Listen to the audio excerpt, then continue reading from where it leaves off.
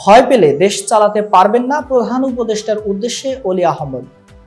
শেখ হাসিনার ক্ষমতাকে টিকিয়ে রাখতে প্রশাসন ও আইন শৃঙ্খলা রক্ষাকারী বাহিনীর যেসব কর্মকর্তা কাজ করেছেন তাদের বিরুদ্ধে অন্তর্বর্তী সরকার ব্যবস্থা নিতে পারেনি বলে মন্তব্য করেছেন লিবারেল ডেমোক্রেটিক পার্টির এলডিপি সভাপতি ও অবসরপ্রাপ্ত কর্নেল অলি আহমদ।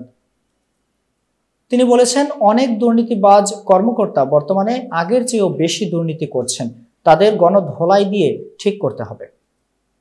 গতকাল শনিবার চট্টগ্রামের পটিয়ায় দলের এক ইফতার মাহফিল ও আলোচনা সভায় প্রধান অতিথির বক্তব্যে এসব কথা বলেন তিনি। পটিয়ার এএস রাহাত আলী উচ্চ বিদ্যালয় মাঠ প্রাঙ্গণে এই অনুষ্ঠানের আয়োজন করা হয়। অনুষ্ঠানের আয়োজন করে এলডিপির পটিয়া উপজেলা ও পৌরসভা শাখা।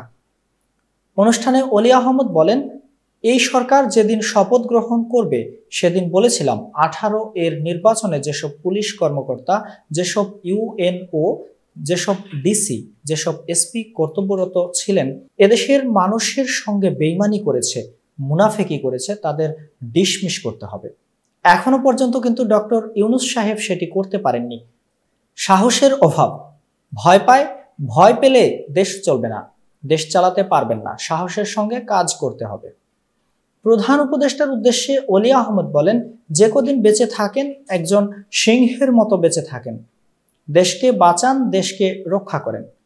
বেঈমান যারা শেখ হাসিনার ক্ষমতাকে টিকিয়ে রাখার জন্য কাজ করেছে তাদের কাছ থেকেও আমাদের দেশকে রক্ষা করতে হবে। এতক্ষণ বার্তা বৈঠকের সাথে থাকার জন্য ধন্যবাদ।